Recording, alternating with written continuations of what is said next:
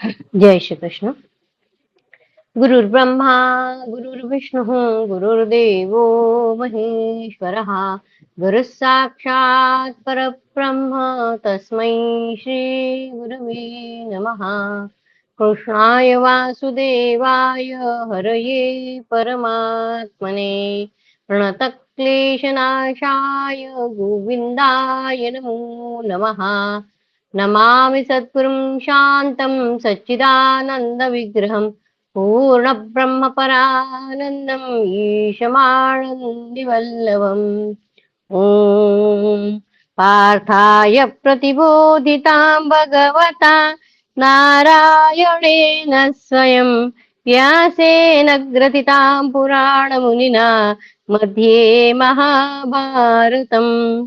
अद्वैतामृतवर्षिणीं भगवतीम् अष्टादशाध्यायिनीम् अम्ब त्वामनुसन्ददामि भगवत् गीते भवद्वेषिणीम्। नमोऽस्तु ते व्यासविशालबुद्धे पुल्लारविन्दायतपत्रनेत्र येन त्वया भारततैलपूर्णः प्रज्वालितो ज्ञानमयः प्रदीपः। प्रपन्नपारिजाताय स्तोत्रवेत्रैकपाणै ज्ञानमुद्राय कृष्णाय गीतामृतदुहे नमः।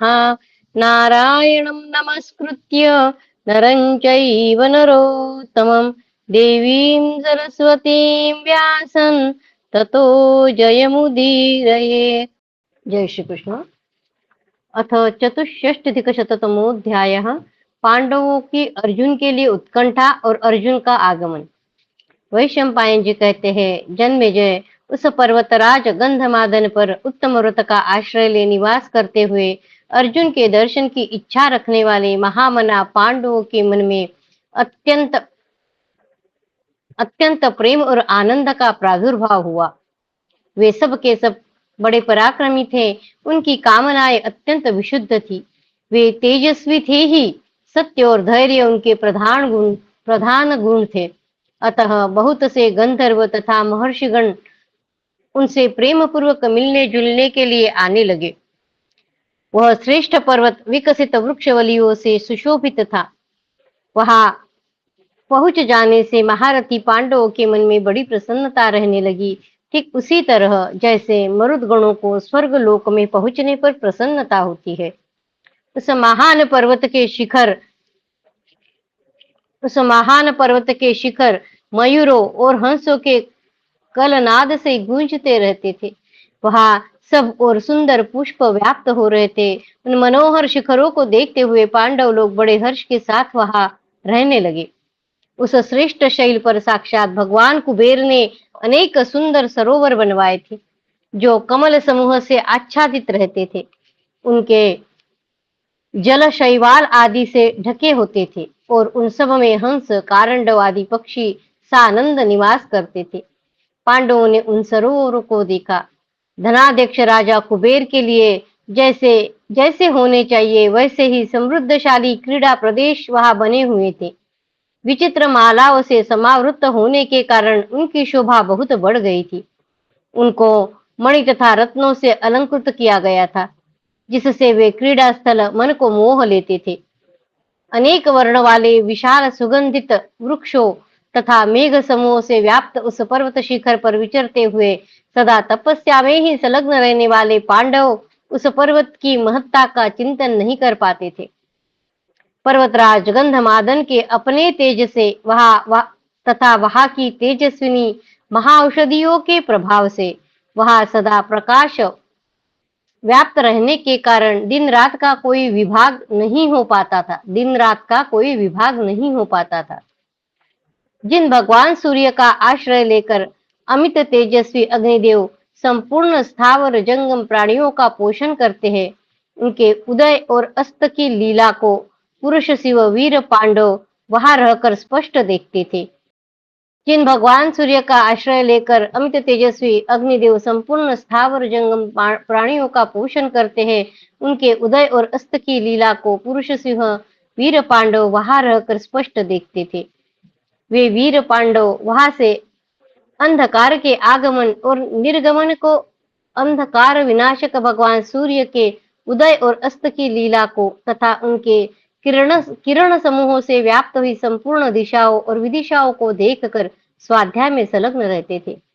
सदा शुभ कर्मों में, अनुष्ठान में तत्पर रहकर प्रधान रूप से धर्म का ही आश्रय लेते थे। उनका आचार व्यवहार अत्यंत पवित्र था। वे सत्य में स्थित होकर सत्यव्रत परायण महारथी अर्जुन के आगमन की प्रतीक्षा करते थे। इस पर्वत पर आए हुए हम सब लोगों को यही अस्त्र विद्या सीखकर पधारे हुए अर्जुन के दर्शन से शीघ्र ही अत्यंत हर्ष की प्राप्ति हो, इस प्रकार परस्पर शुभ कामना प्रकट करते हुए वे सभी कुंती पुत्र तप और योग के साधन में संलग्न रहते थे। उस पर्वत पर विचित्र वन कुंजों की शोभा देखते और निरंतर अर्जुन का चिंतन करते हुए पांडवों का एक दिन रात का समय एक वर्ष के समान प्रतीत होता था। जब से धम्य मुनि की आज्ञा लेकर महामना अर्जुन सिर पर जटा धारण करके तपस्या के लिए प्रस्थित हुए थे, तभी से उन पांडवों के मन में रंच मात्र भी हर्ष नहीं रह गया था। उनका मन निरंतर अर्जुन में ही लगा रहता था। ऐसी दशा में उन्हें सुख कैसे प्राप्त हो सकता है। गजराज के समान मस्तानी चाल से चलने वाले वे अर्जुन जब बड़े भाई युधिष्ठिर की आज्ञा लेकर काम्यक वन से प्रस्थित हुए थे, तभी समस्त पांडव शोक से पीड़ित हो गए थे। जन्मेजय अस्त्र विद्या की अभिलाषा से देवराज इंद्र के समीप गए हुए श्वेत वाहन अर्जुन का चिंतन करने वाले पांडवों को एक मास उस पर्वत पर बड़ी कठिनाई से व्यतीत हुआ। उधर अर्जुन ने इंद्र भवन में 5 वर्ष रहकर देवेश्वर इंद्र से संपूर्ण दिव्यास्त्र प्राप्त कर लिए। इस प्रकार अग्नि, वरुण, सोम, वायु, विष्णु, इंद्र, पशुपति, ब्रह्मा, परमेष्टि, प्रजापति, यम, धाता, सविता, त्वष्टा और कुबेर संबंधी अस्त्रों को भी देवेंद्र से ही प्राप्त करके उन्हें प्रणाम किया।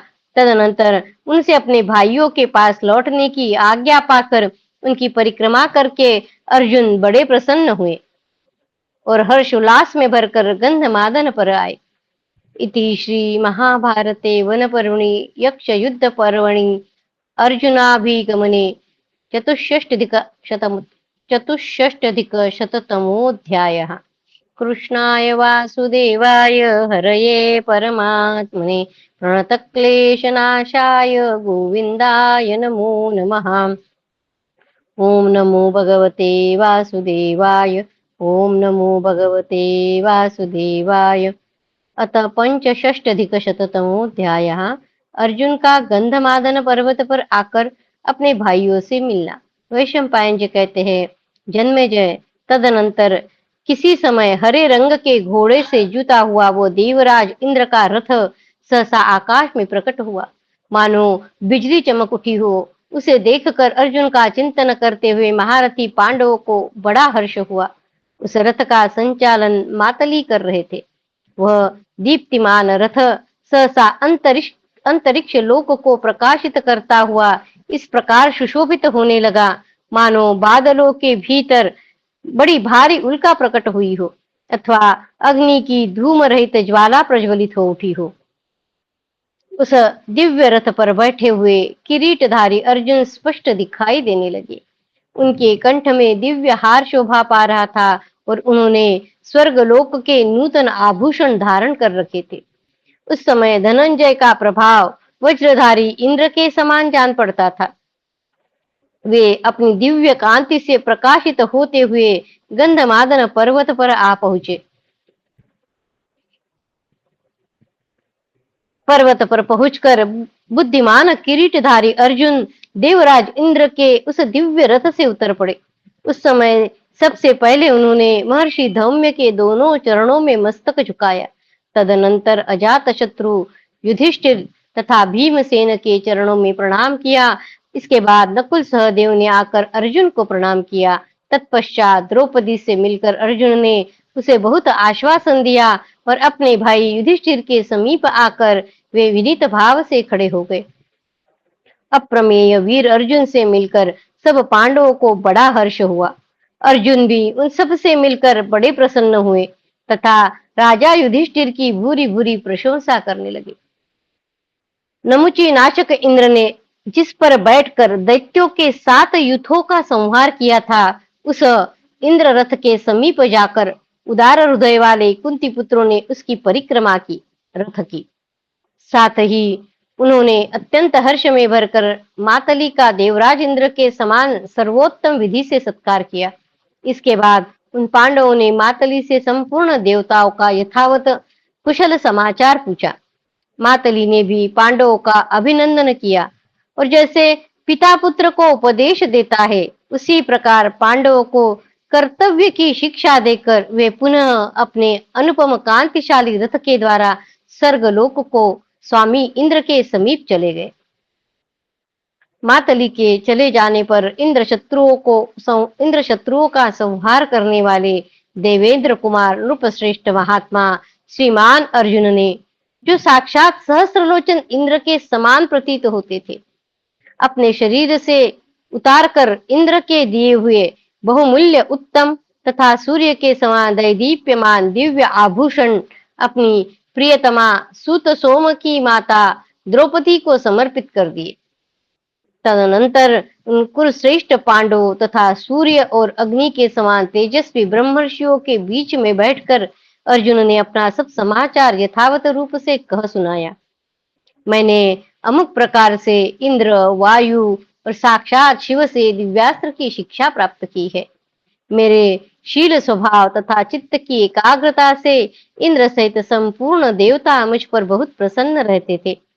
निर्दोष कर्म करने वाले अर्जुन ने अपने स्वर्गीय प्रवास का सब समाचार उन सबको संक्षेप से बताकर नकुल और सहदेव के साथ निश्चिंत होकर उस आश्रम में शयन किया।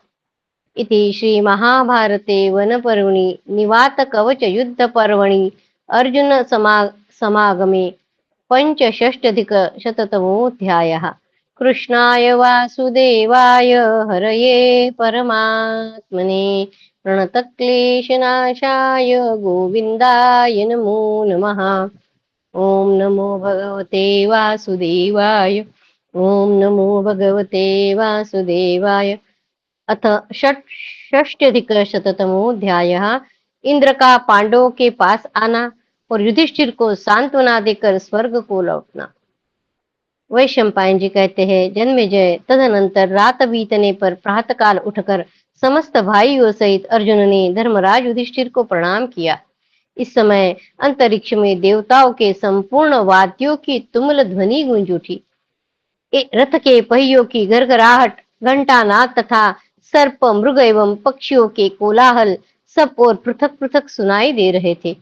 पांडवों ने प्रसन्नता पूर्वक उस ध्वनि की ओर आंख उठाकर देखा तो उन्हें देवराज इंद्र दृष्टिगोचर हुए, जो संपूर्ण मरुदगण आदि देवताओं के साथ आकाश मार्ग से आ रहे थे।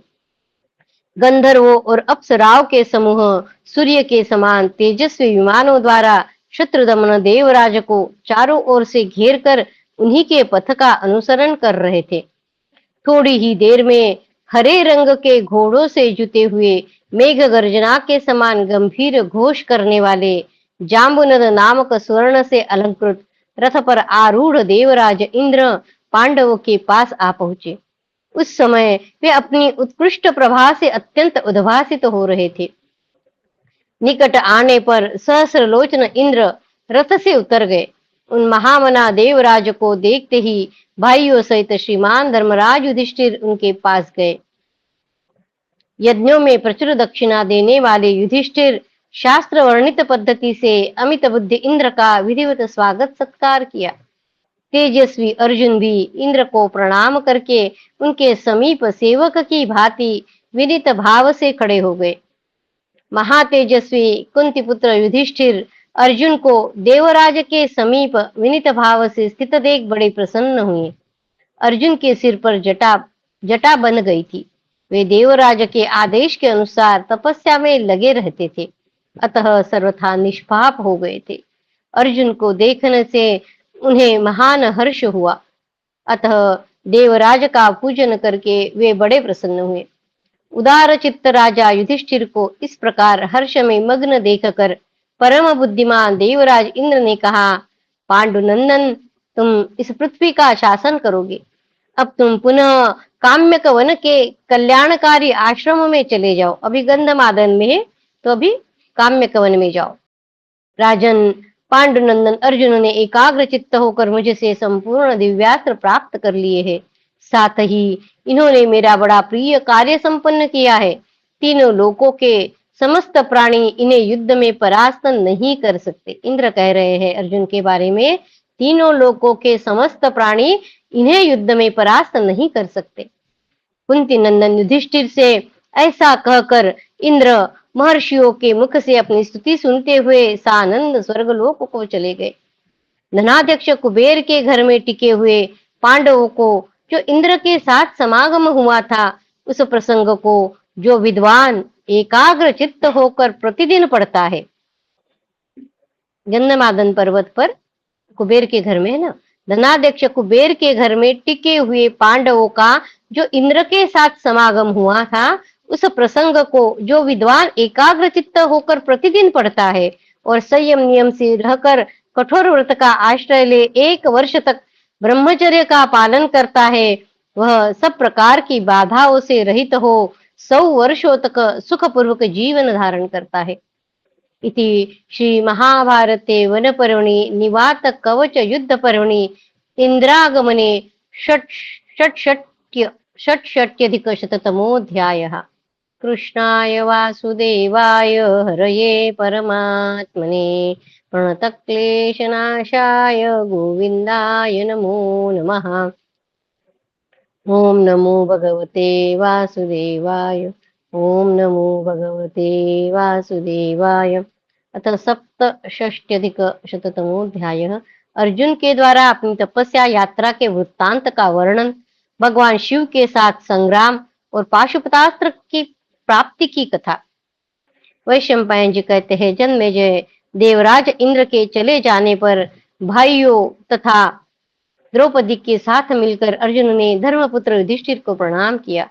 पांडुनंदन अर्जुन को प्रणाम करते देख युधिष्ठिर बड़े प्रसन्न हुए एवं उनका मस्तक सूंघ कर हर्ष गदगद वाणी में इस प्रकार बोले, अर्जुन, स्वर्ग में तुम्हारा यह समय किस प्रकार बीता? कैसे तुमने दिव्यास्त्र प्राप्त किए और कैसे देवराज इंद्र को संतुष्ट किया? पांडुनंदन, क्या तुमने सभी अस्त्र अच्छी तरह सीख लिए हैं? क्या देवराज इंद्र अथवा भगवान रुद्र ने प्रसन्न होकर तुम्हें अस्त्र प्रदान किए हैं? शत्रुदमन, तुमने जिस प्रकार देवराज इंद्र का दर्शन किया है अथवा जैसे पिनाकधारी भगवान शिव को देखा है, जिस प्रकार तुमने सब अस्त्रों की शिक्षा प्राप्त की है और जैसे तुम्हारे द्वारा देवाराधन का कार्य संपादित हुआ है, वह सब बताओ।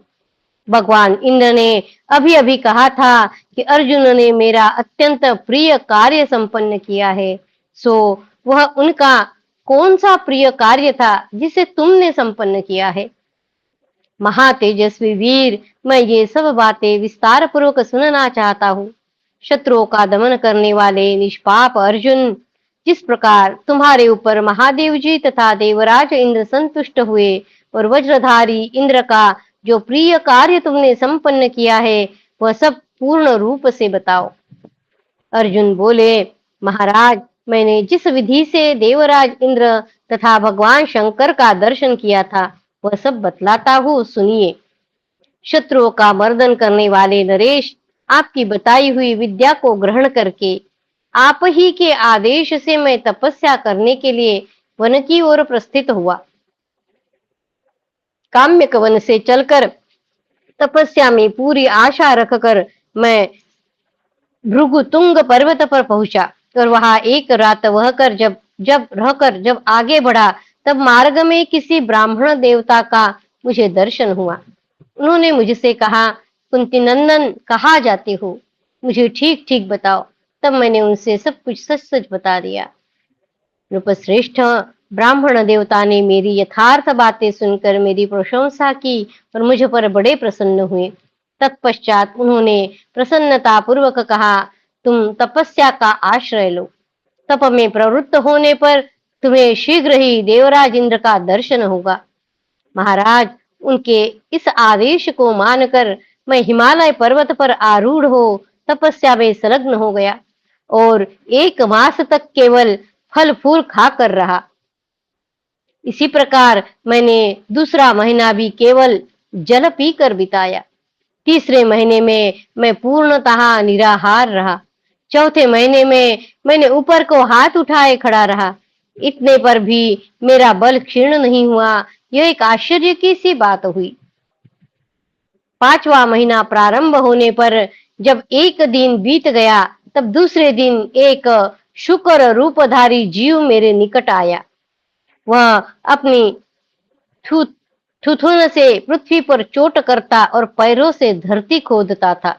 बार बार लेटकर वह अपने पेट से वहां की भूमि को ऐसा स्वच्छ कर देता था मानो उस पर झाड़ दिया गया हो। उसके पीछे किरात जैसी आकृति में एक महान पुरुष का दर्शन हुआ। उसने धनुष बाण और खड्ग ले रखा था। उसके साथ स्त्रियों का एक समुदाय भी था। तब मैंने धनुष तथा अक्षय तर्क से लेकर एक बाण के द्वारा उस रोमांचकारी सूकर पर आघात किया।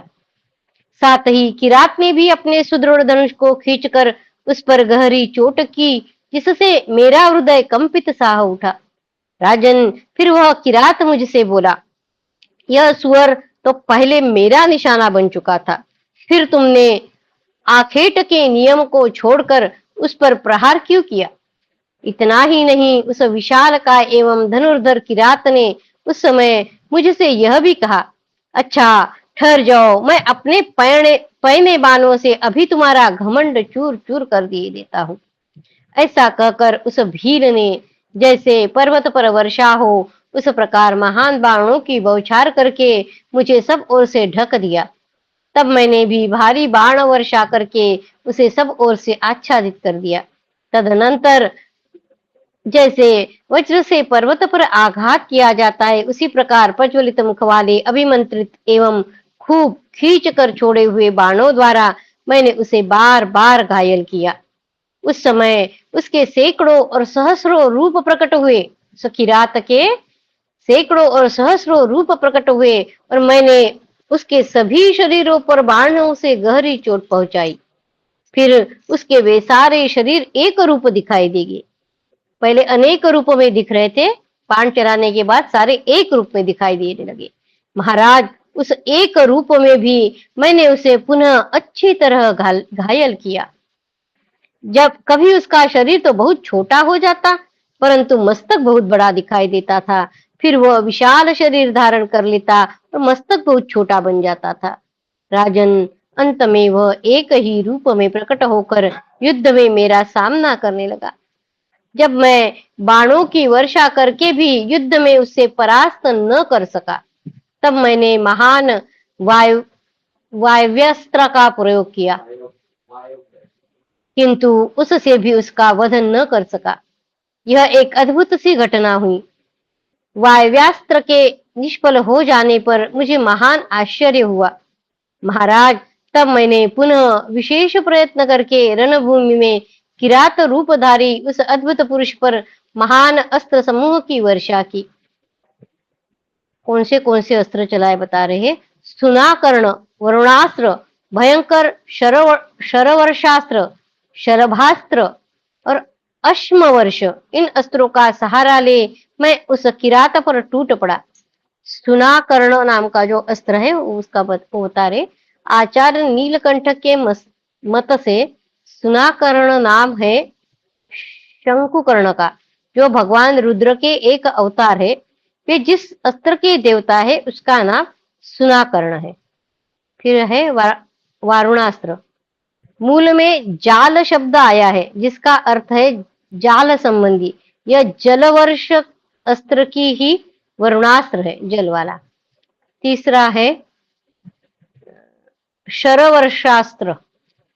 जैसे बादल पानी की वर्षा करते हैं, उसी प्रकार निरंतर बाणों की वर्षा करने वाला अस्त्र शरवर्ष कहलाता है।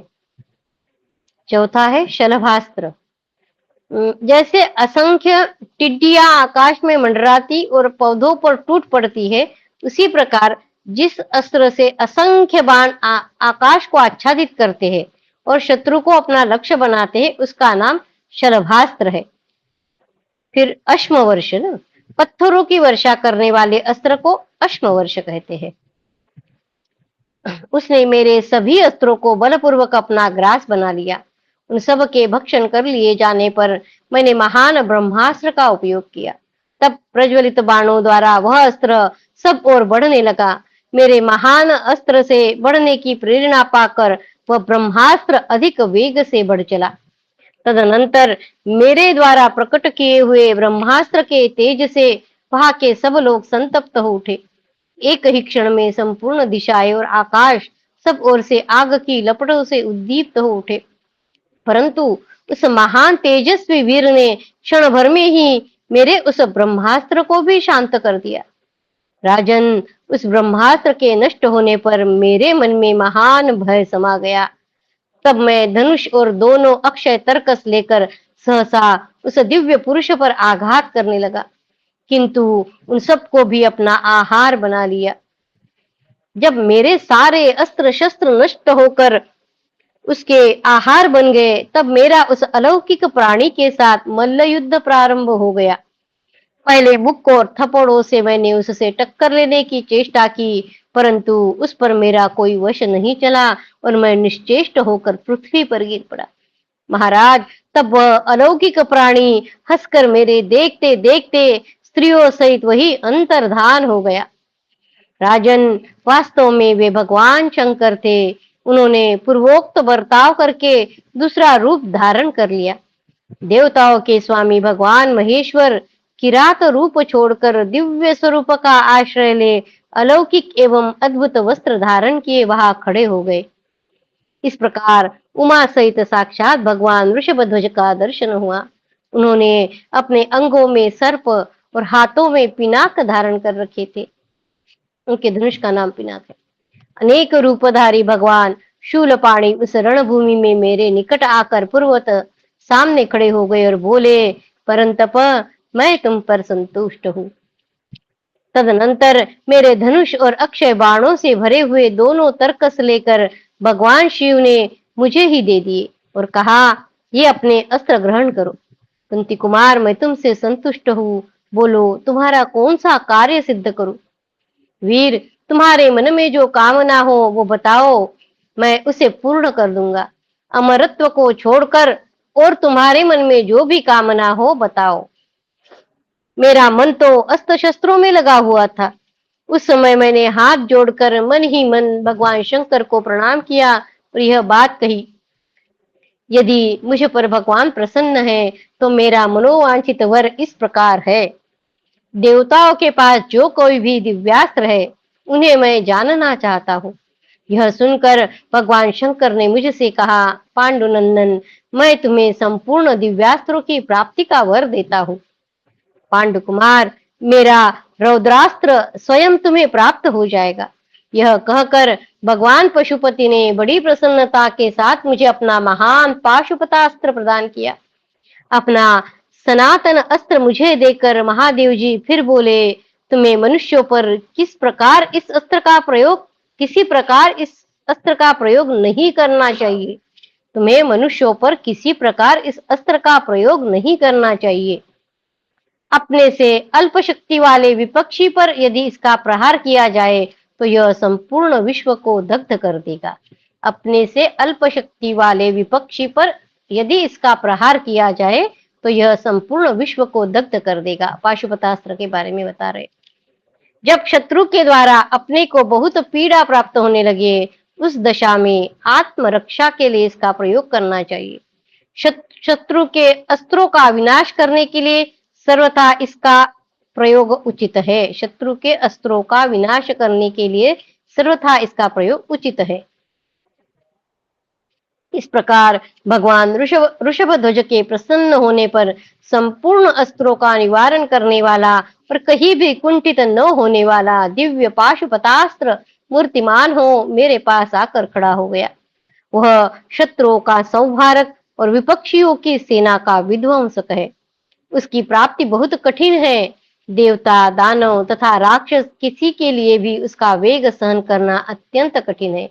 फिर भगवान शिव शिव की आज्ञा होने पर मैं वहीं बैठ गया और वे मेरे देखते देखते अंतर्धान हो गए।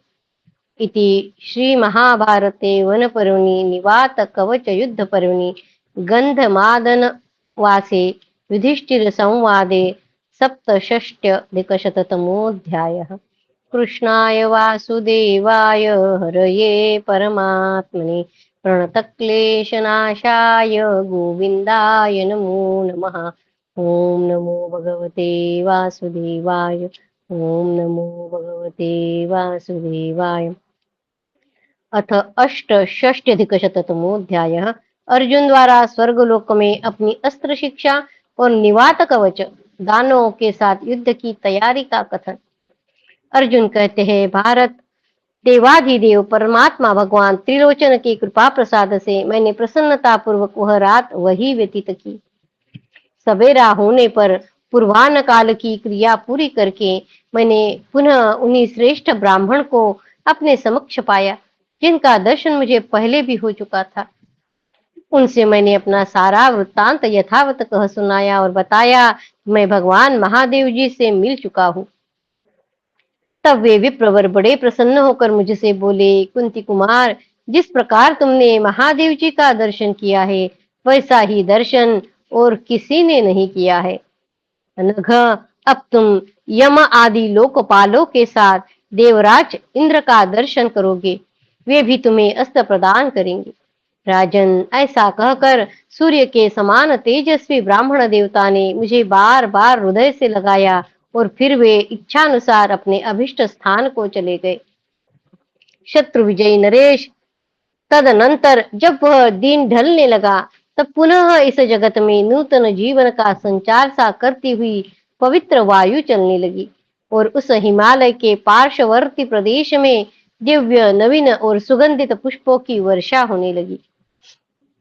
चारों ओर अत्यंत भयंकर प्रतीत होने वाले दिव्य वाद्यों और इंद्र संबंधी स्तोत्रों के मनोहर शब्द सुनाई देने लगे। सब गंधर्वों और अप्सराओं के समूह वहां देवराज इंद्र के आगे रहकर गीत गा रहे थे। देवताओं के अनेक गण भी दिव्य विमानों पर बैठकर वहां आए थे, जो महेंद्र के सेवक थे और जो इंद्र भवन में ही निवास करते थे, वे भी वहां पधारे। तदनंतर थोड़ी ही देर में विविध आभूषणों से विभूषित हरे रंग के घोड़ों से जुते हुए एक सुंदर रथ के द्वारा वहां शची सहित इंद्र ने संपूर्ण देवताओं के साथ वहां पदार्पण किया। राजन, उसी समय सर्वोत्कृष्ट ऐश्वर्य लक्ष्मी से संपन्न नरवाहन कुबेर ने भी मुझे दर्शन दिया। दक्षिण दिशा की ओर दृष्टिपात करने पर मुझे साक्षात यमराज खड़े दिखाई दिए। वरुण और देवराज इंद्र भी क्रमशः पश्चिम और पूर्व दिशा में यथास्थान खड़े हो गए। उन सब लोकपालों ने मुझे सांत्वना देकर कहा, सव्यसाची अर्जुन, देखो, हम सब लोकपाल यहाँ खड़े हैं। देवताओं के कार्य की सिद्धि के लिए ही तुम्हें भगवान शंकर का दर्शन प्राप्त हुआ था। अब तुम चारों ओर घूमकर हम लोगों से भी दिव्यास्त्र ग्रहण करो। प्रभु, तब मैंने एकाग्र चित्त हो उन उत्तम देवताओं को प्रणाम करके उन सब से विधि पूर्वक महान दिव्यास्त्र प्राप्त किए। जब मैं अस्त्र ग्रहण कर चुका, तब देवताओं ने मुझे जाने की आज्ञा दी। तदनंतर सब देवता जैसे आए थे वैसे अपने अपने स्थान को चले गए। देवेश्वर भगवान इंद्र ने भी अपने अत्यंत प्रकाशपूर्ण रथ पर आरूढ़ हो मुझसे कहा, अर्जुन, तुम्हें स्वर्गलोक की यात्रा करनी होगी। यहाँ आने से पहले ही मुझे तुम्हारे विषय में सब कुछ ज्ञात हो गया था। इसके बाद मैंने तुम्हें दर्शन दिया है। तुमने पहले अनेक बार बहुत से तीर्थों में स्नान किया है और इस समय इस महान तप का भी अनुष्ठान कर लिया है। अतः तुम स्वर्गलोक में सशरीर जाने के अधिकारी हो गए हो, तपस्या और बहुत सारे तीर्थों में स्नान करने के कारण। शत्रुसूदन, अभी तुम्हें और भी उत्तम तपस्या करनी है और स्वर्गलोक में अवश्य पदार्पण करना है। मेरी आज्ञा से मातली तुम्हें स्वर्ग में पहुंचा देगा। यहाँ रहकर जो तुम अत्यंत दुष्कर तप कर रहे हो, इसके कारण देवताओं तथा महात्मा मुनियों में तुम्हारी ख्याति बहुत बढ़ गई है। तब मैंने देवराज इंद्र से कहा, भगवन, आप मुझ पर प्रसन्न होइए। देवेश्वर, मैं अस्त्र विद्या के प्राप्ति के लिए आपको अपना आचार्य बनाता हूँ। इंद्र ने कहा, परंतप तात अर्जुन, दिव्य अस्त्र शस्त्रों का ज्ञान प्राप्त कर लेने पर तुम भयंकर कर्म करने लगोगे। अतः मेरी इच्छा है कि तुम जिसके लिए अस्त्रों की शिक्षा प्राप्त करना चाहते हो, तुम्हारा वह उद्देश्य पूर्ण हो। यह सुनकर मैंने उत्तर दिया, शत्रुघाती देवेश्वर, मैं शत्रुओं द्वारा प्रयुक्त दिव्यास्त्रों का निवारण करने के सिवा अन्य किसी अवसर पर मनुष्य आप मुझे वे दिव्य अस्त्र प्रदान करे, अस्त्र विद्या प्राप्त करना चाहता हूँ। इंद्र बोले, धनंजय, मैंने तुम्हारी परीक्षा लेने के लिए उपयुक्त बात कही थी। तुमने जो अस्त्र विद्या के प्रति अत्यंत उत्सुकता प्रकट की है, वह तुम्हारे जैसे मेरे पुत्र के अनुरूप ही है। तुम मेरे भवन में चलकर संपूर्ण अस्त्रों की शिक्षा प्राप्त करो। कुरुश्रेष्ठ, वायु, अग्नि, वसु, वरुण, मरुदगण, सात्यगण, ब्रह्मा, गंधर्वगण, नाग, राक्षस, विष्णु तथा निरुतिकेश और स्वयं मेरे भी संपूर्ण अस्त्रों का ज्ञान प्राप्त करो। मुझसे ऐसा कहकर इंद्र वही अंतर्धान हो गए। तदनंतर थोड़ी ही देर में मुझे हरे रंग के घोड़ों से जूता हुआ देवराज इंद्र का रथ वहां उपस्थित दिखाई दिया। राजन, वह दिव्य मायामय पवित्र रथ मातली के द्वारा नियंत्रित था। जब सभी लोकपाल चले गए, तब मातली ने मुझसे कहा, महातेजस्वी वीर, देवराज इंद्र तुमसे मिलना चाहते हैं। महाबाहो, तुम उनसे मिलकर कृतार्थ हो और अब आवश्यक कार्य करो। इसी शरीर से देवलोक में चलो तथा पुण्यात्मा पुरुषों के लोकों का दर्शन करो। भरत नंदन, सहस्त्र नेत्र वाले देवराज इंद्र तुम्हें देखना चाहते हैं। मातली के ऐसा कहने पर मैं हिमालय से आज्ञा ले रथ की परिक्रमा करके उस श्रेष्ठ रथ में सवार हुआ। मातली अश्व संचालन की कला के मर्मज्ञ थे, सारथी के कार्य में अत्यंत कुशल थे। उन्होंने मन तथा वायु के समान वेगशाली अश्व को यथोचित रीति से आगे बढ़ाया। राजन, उस समय देव सारथी मातली ने आकाश में चक्कर लगाते हुए रथ पर स्थिरता पूर्वक बैठे हुए मेरे मुख की ओर दृष्टिपात किया और आश्चर्यचकित होकर कहा, आज मुझे यह बड़ी विचित्र और अद्भुत बात दिखाई दे रही है कि इस दिव्य रथ पर बैठकर तुम अपने स्थान से तनिक भी हिल डुल नहीं रहे हो। इस दिव्य रथ पर बैठकर तुम अपने स्थान से तनिक भी हिलडुल नहीं रहे हो। कुरुकुल भूषण भरत श्रेष्ठ, जब घोड़े पहली बार उड़ान भरते हैं, उस समय मैंने सदा यह देखा है कि देवराज इंद्र भी विचलित हुए बिना नहीं रह पाते हैं, परंतु तुम चक्कर काटते हुए भी रथ पर भी स्थिर भाव से बैठे हो। कुरुश्रेष्ठ, तुम्हारी यह सब बातें मुझे इंद्र से भी बढ़कर प्रतीत हो रही है। ऐसा कहकर मातली ने अंतरिक्ष लोक में प्रविष्ट होकर मुझे देवताओं के घरों और विमानों का दर्शन कराया। फिर हरे रंग के घोड़ों से जूता हुआ वह रथ वहां से भी ऊपर की ओर बढ़ चला। नरश्रेष्ठ, ऋषि और देवता भी उस रथ का समादर करते थे। तदनंतर मैंने देवर्षियों के अनेक समुदायों का दर्शन किया, जो अपनी इच्छा के अनुसार सर्वत्र जाने की शक्ति रखते थे। अमित तेजस्वी गंधर्वों और अप्सराओं का प्रभाव भी मुझे प्रत्यक्ष दिखाई दिया। फिर इंद्र सारथी मातली ने मुझे शीघ्र ही देवताओं के नंदन आदि वन और उपवन दिखाए। तत्पश्चात मैंने अमरावती पुरी तथा इंद्र भवन का दर्शन किया। वह पूरी इच्छानुसार फल देने वाले दिव्य वृक्षों तथा रत्नों से सुशोभित थी। वहां सूर्य का ताप नहीं होता, स्वर्गलोकों का वर्णन है। वहां सूर्य का ताप नहीं होता, सर्दी या गर्मी का कष्ट नहीं रहता और न किसी को थकावट ही होती है। वहां रजोगुण जनित विकार नहीं सताते, बुढ़ापा नहीं आता, शोक, दीनता और दुर्बलता का दर्शन नहीं होता। स्वर्गवासी देवताओं को कभी ग्लानि नहीं होती, उनमें क्रोध और लोभ का भी अभाव होता है। राजन, स्वर्ग में निवास करने वाले प्राणी सदा संतुष्ट रहते हैं। वहां के वृक्ष सदा फल फूल से संपन्न और हरे पत्तों से सुशोभित रहते हैं। वहां सहस्रों सौगंधिक कमलों से अलंकृत नाना प्रकार के सरोवर शोभा पाते हैं और शीतल, पवित्र, सुगंधित एवं नवजीवनदायक वायु सदा बहती रहती है। वहां की भूमि सब प्रकार के रत्नों से विचित्र शोभा धारण करती है और सब और बिखरे हुए पुष्प उस भूमि के लिए आभूषण का काम देते हैं। स्वर्गलोक में बहुत से मनोहर पशु और पक्षी देखे जाते हैं, जिनकी बोली बड़ी मधुर प्रतीत होती है। वहां अनेक देवता आकाश में विमानों पर विचरते दिखाई देते हैं। तदनंतर मुझे वसु, रुद्र, साध्य, मरुदगण, आदित्य और अश्विनी कुमारों के दर्शन हुए। मैंने उन सब के आगे मस्तक झुकाकर उनका सम्मान किया। उन सब ने मुझे पराक्रमी, यशस्वी, तेजस्वी, बलवान, अस्त्रवेत्ता और संग्राम विजयी होने का आशीर्वाद दिया।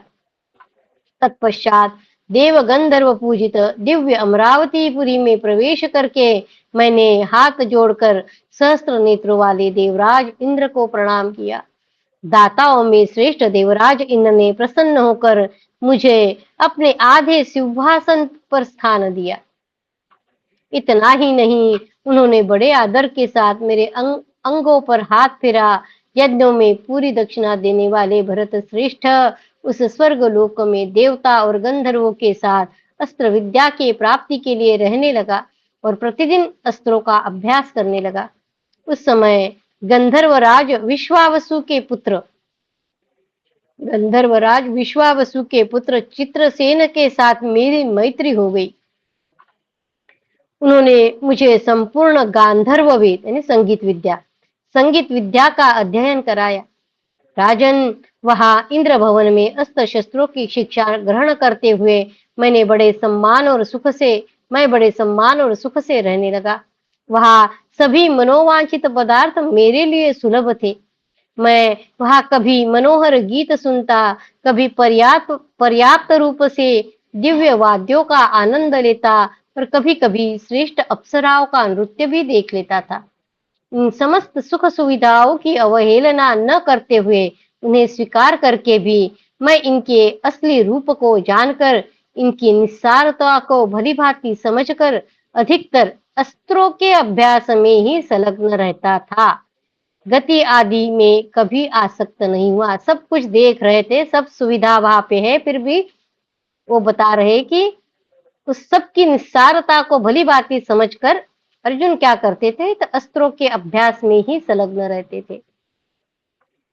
अस्त्र विद्या की और मेरी ऐसी अभिरुचि होने से सहस्त्र नेत्रधारी भगवान इंद्र मुझ पर बहुत संतुष्ट रहते थे। राजन, इस प्रकार स्वर्ग में रहकर मेरा यह समय सुखपूर्वक बीतने लगा। धीरे धीरे मैं अस्त्र विद्या में निपुण हो गया। मेरी विद्वता पर सबको अधिक विश्वास था। एक दिन भगवान इंद्र ने अपने दोनों हाथों से मेरे मस्तक का स्पर्श करते हुए मुझसे इस प्रकार कहा, अर्जुन, अब तुम्हें युद्ध में देवता भी परास्त नहीं कर सकते। फिर मर्त्यलोक में रहने वाले बेचारे असंयमी मनुष्यों की तो बात ही क्या है। तुम युद्ध में अप्रमेय, अजेय और अनुपम हो। संग्राम भूमि में संपूर्ण देवता और असुर भी तुम्हें पराजित नहीं कर सकते। इतना कहते कहते देवराज के शरीर में रोमांच हो आया। तदनंतर वे फिर बोले, वीर, अस्त्र युद्ध में तुम्हारा सामना कर सके ऐसा कोई योद्धा नहीं होगा। पुरुषश्रेष्ठ, तुम सर्वदा सावधान रहते हो, प्रत्येक कार्य में कुशल हो, जितेंद्रिय, सत्यवादी और ब्राह्मण भक्त हो। तुम्हें अस्त्र शस्त्रों का ज्ञान है और तुम अद्भुत शौर्य से संपन्न हो। पार्थ, तुमने 5 विधियों सहित 15 अस्त्र प्राप्त किए हैं। 5 विधियों सहित 15 अस्त्र प्राप्त किए हैं। अतः इस भूतल पर तुम्हारे जैसा शूर दूसरा कोई नहीं है। प्रयोग, उपसंहार, आवृत्ति, प्रायश्चित्त और प्रतिघात, ये अस्त्रों की 5 विधियां है। 5 विधियों सहित 15 अस्त्र प्राप्त किए, ऐसे कहा है। तो ये 5 विधियां क्या है वो बताएंगे। प्रयोग, उपसंहार, आवृत्ति, प्रायश्चित्त और प्रतिघात, ये अस्त्रों की 5 विधियां है। तुम इन सब का पूर्ण ज्ञान प्राप्त कर चुके हो, अतः अब गुरु दक्षिणा देने का समय आ गया है। पहला उन्होंने बताया था प्रयोग। निर्दोष प्राणी का वध हो जाए तो उसे पुनः संजीवित करने की विद्या को प्रायश्चित, हाँ पहले प्रायश्चित्त का बताया है उन्होंने। पहले प्रायश्चित्त, निर्दोष प्राणी का वध हो जाए और उसे पुनः संजीवित करने की विद्या को प्रायश्चित्त कहते हैं। फिर शत्रु के अस्त्र से पराभव को प्राप्त हुए अपने अस्त्र को पुनः शक्तिशाली बताना, इसे प्रतिघात कहते हैं। शत्रु के अस्त्र से पराभव को प्राप्त हुए अपने अस्त्र को पुनः शक्तिशाली बनाना प्रतिघात कहलाता है। तुम उसे देने की प्रतिज्ञा करो, तब मैं अपने महान कार्यों को तुम्हें बतलाऊंगा। राजन, यह सुनकर मैंने देवराज से कहा, भगवान जो कुछ मैं कर सकता हूँ उसे किया हुआ ही समझिए। नरेश्वर, तब बल और रुद्रासुर के शत्रु इंद्र ने मुझसे हंसते हुए कहा, वीरवर, तीनों लोकों में ऐसा कोई कार्य नहीं है जो तुम्हारे लिए असाध्य हो। निवात कवच नामक दानव मेरे शत्रु है। वे समुद्र के भीतर दुर्गम स्थान का आश्रय लेकर रहते हैं। उनकी संख्या 3 करोड़ बताई जाती है और उन सभी के रूप, बल और तेज एक समान है। तुम उन दानवों का संहार कर डालो, इतने से ही तुम्हारी गुरु दक्षिणा पूरी हो जाएगी। ऐसा कहकर इंद्र ने मुझे एक अत्यंत कांतिमान दिव्य रथ प्रदान किया, जिसे मातली जोत कर लाए थे। उस मयूरों के समान रोम वाले घोड़े मयूरों के समान रोम वाले घोड़े जुते हुए थे। रथ आ जाने पर देवराज ने यह उत्तम किरीट मेरे मस्तक पर बांध दिया। फिर उन्होंने मेरे स्वरूप के अनुरूप प्रत्येक अंग में आभूषण पहना दिए। इसके बाद यह अवेद्य उत्तम कवच धारण कराया, जिसका स्पर्श तथा रूप मनोहर है। तत्पश्चात मेरे गांडीव धनुष में उन्होंने यह अटूट प्रत्यंचा जोड़ दी। इस प्रकार युद्ध की सामग्रियों से संपन्न होकर उस तेजस्वी रथ के द्वारा मैं संग्राम के लिए प्रस्थित हुआ, जिस पर आरूढ़ होकर पूर्व काल में देवराज ने विरोचन कुमार बलि को परास्त किया था। महाराज, तब उस रथ की गड़गड़ाहट से सजग हो सब देवता मुझे देवराज समझकर मेरे पास आए और मुझे देखकर पूछने लगे, अर्जुन, तुम क्या करने की तैयारी में हो? तब मैंने उनसे सब बातें बताकर कहा, मैं युद्ध में यही करने जा रहा हूँ। आपको यह ज्ञात होना चाहिए कि मैं निवात कवच नामक दानवों के वध की इच्छा से प्रस्थित हुआ हूँ। अतः निष्पाप एवं महाभाग देवताओं, आप मुझे ऐसा आशीर्वाद दे जिससे मेरा मंगल हो। राजन, तब वे देवता लोग प्रसन्न हो देवराज इंद्र के भांति श्रेष्ठ एवं मधुर वाणी द्वारा मेरी स्तुति करते हुए बोले। बाकी देवता, इस रथ के द्वारा इंद्र ने युद्ध में शंबासुर पर विजय पाई है। नमुची, बल, वृत्र, प्रहलाद और नरकासुर को भी परास्त किया है उस रथ के द्वारा। इनके सिवा अन्य बहुत से दैत्यों को भी इस रथ के द्वारा पराजित किया है, जिनकी संख्या सहस्त्रों, लाखों और अरबों तक पहुंच गई है। कुंती नंदन, जैसे पूर्व काल में सबको वश में करने वाले इंद्र ने असुरों पर विजय पाई थी, उसी प्रकार तुम भी इस रथ के द्वारा युद्ध में पराक्रम करके निवात कवचों को परास्त करोगे। बाकी सारे देवता अर्जुन की स्तुति कर रहे हैं। यह श्रेष्ठ शंख है, जिसे बजाने से तुम्हें दानवों पर विजय प्राप्त हो सकती है। महामना इंद्र ने भी इसके द्वारा संपूर्ण लोकों पर विजय पाई है। वही यह शंख है जिसे मैंने अपनी विजय के लिए ग्रहण किया था। देवताओं ने उसे दिया था, इसलिए इसका नाम, देवताओं ने उस शंखों को दिया था, इसलिए उसका नाम देवदत्त है। अर्जुन के शंख का नाम देवदत्त है, तो देवताओं ने दिया था इसलिए देवदत्त है। शंख लेकर देवताओं के मुख से अपनी स्तुति सुनता हुआ मैं कवच, बाण तथा धनुष से सज्जित हो युद्ध की इच्छा से अत्यंत भयंकर दानवों के नगर की ओर चल दिया। इति श्री महाभारते वन पर्वणि निवात कवच युद्ध पर्वणि अर्जुन वाक्ये अष्टषष्ट्यधिकशततमोऽध्यायः। कृष्णाय वासुदेवाय हरये परमात्मने प्रणतक्लेशनाशाय गोविन्दाय नमो नमः। ॐ नमो भगवते वासुदेवाय। ॐ नमो भगवते वासुदेवाय। अथ 69 अधिक 100तमोऽध्यायः। अर्जुन का पाताल में प्रवेश और निवात कवचों के साथ युद्धारंभ। अर्जुन बोले, राजन, तदनंतर मार्ग में जहां तहां महर्षियों के मुख से अपनी स्तुति सुनते हुए मैंने जल के स्वामी समुद्र के पास पहुंचकर उनका निरीक्षण किया।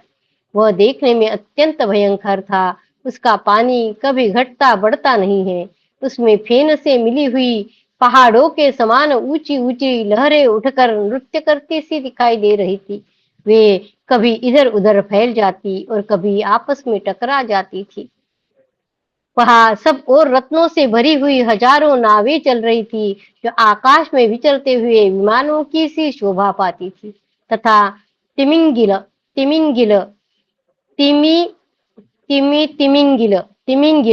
तिमिंगिल कछुए और मगर पानी में डूबे हुए पर्वतों के समान दृष्टिगोचर होते थे।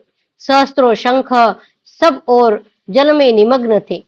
तिमिंगिल यानी एक विशेष प्रकार के मत्स्य का नाम तिमी है, और जो उसे निगल जाता है उस महामत्स्य को तिमिंगिल कहते हैं।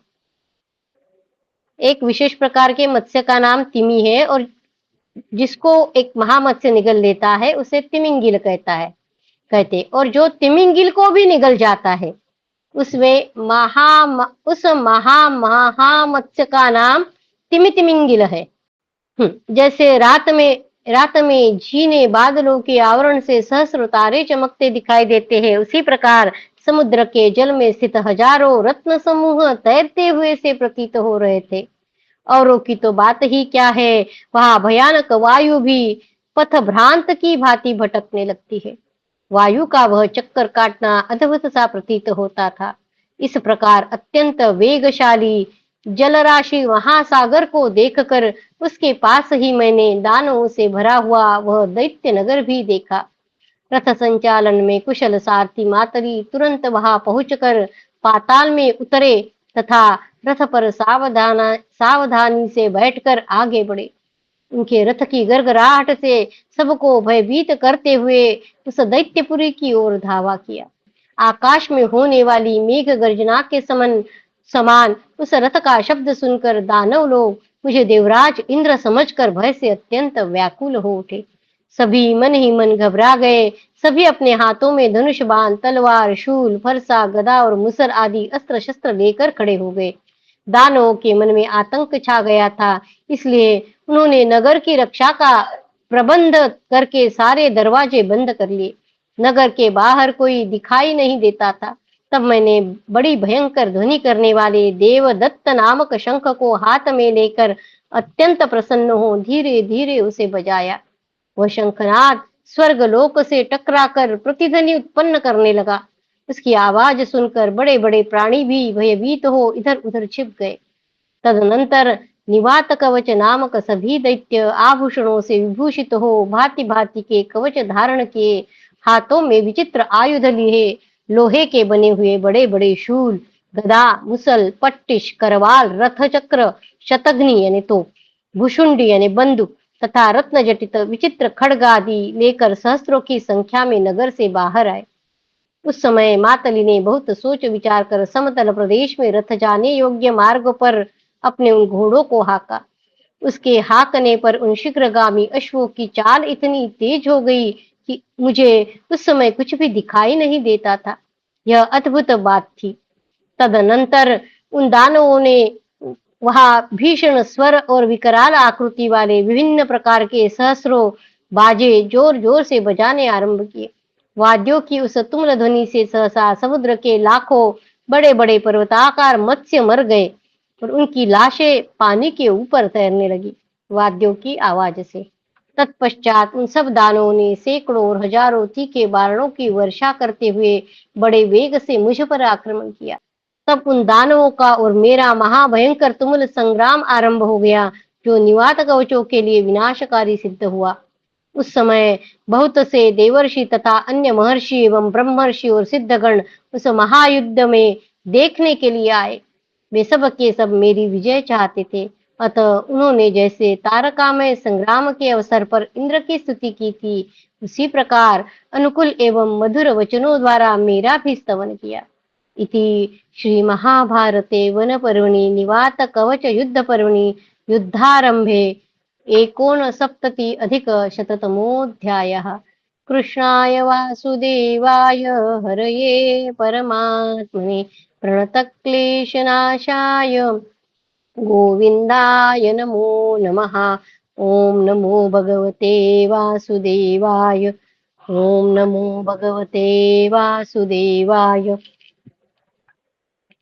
भवे यथा भक्तिः पादयोस्तव जायते, तथा कुरुष्व देवेश नाथस्त्वं नो यत प्रभो।